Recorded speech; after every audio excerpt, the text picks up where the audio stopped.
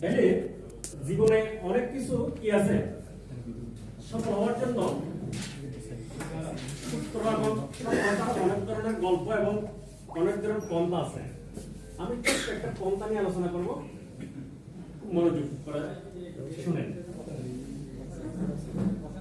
এটাকে কি বলে? বৃত্ত বলে। বৃত্ত আঁকার জন্য শর্ত কি? যেখান থেকে শুরু করবে ওই জায়গায় এসে শেষ করবে সংক্ষেপে, এটাকে বলা হচ্ছে বৃত্ত, ঠিক কিনা? আচ্ছা, এটা কি বৃত্ত হয়েছে? অর্ধবৃত্ত। আর অল্প করে দিলে আরো ছোট বৃত্ত, এটা কি বলে? আর ওই রূপ বলে, মানে 4 ভাগের 1 ভাগ বৃত্ত হবে। কিন্তু বৃত্ত হতে গেলে পুরোটা সম্পূর্ণ করতে হবে। এটা তো বুঝছেন নাকি? এই বৃত্তের 3টে শর্ত আছে।